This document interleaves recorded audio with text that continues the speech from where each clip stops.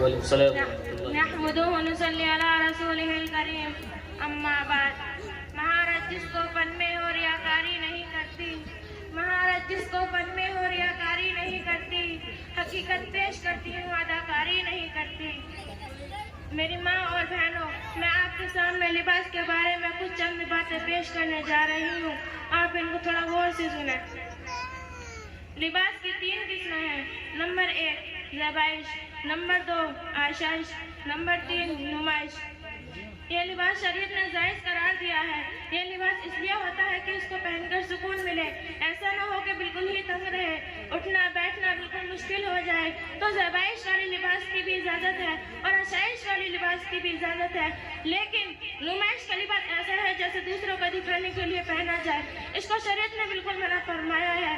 اس کو پہن کر سیکی دکھاتی نہ پھرو۔ آج کل کی عورتیں اپنے گھروں میں گنگن کی طرح رہتی ہیں اور باہر دلہن کی طرح پھرتی ہیں، یہ کتنی عجیب بات ہے، اس کو شریعت نے بالکل منع فرمایا ہے۔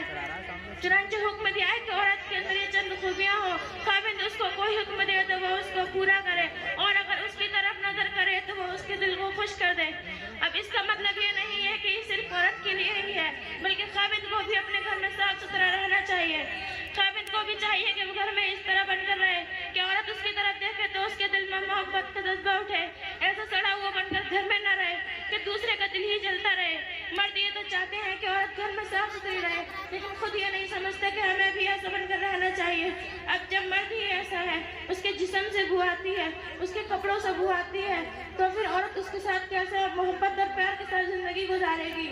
تو یہ چیز جہاں عورت کے لیے ہے، وہاں مرد بھی یہ سوچے کہ ہمیں بھی عورت کے لیے ایسا بن کر رہنا چاہیے کہ اگر مرد باہر سے گھر آئے تو عورت کو سکون مل جائے اور اس کو یہ محسوس ہو کہ میرے سر کا سایہ آ گیا، میرے آنکھوں کو ڈھانپنے والا آ گیا، میری محبتوں کی بارات میں جس کے ساتھ بہترین زندگی گزار سکتی ہوں وہ ہستی گھر میں آ گئی ہے۔ السلام علیکم ورحمۃ اللہ وبرکاتہ۔ ماشاءاللہ بہت ہی اچھا انداز میں پیش کر رہی تھی تقریر کو، اور واقعی عبرت کی بات ہے، بہت اچھی باتیں کی انہوں نے کہ آج دنیا پوری نمائش کے لیے گھومتی ہے، بن سر کے گھومتی ہے، لیکن گھر میں اس طریقے سے رہتی ہے کام والی، لہذا جو چیزیں گھر میں اختیار کرنے کی ہے وہ اور الٹا ہی ہو رہا ہے۔ لہذا ہم سب اس بات کو دعا کر اللہ رب العزت ہم اپنے عورتوں کو پردے میں رکھے،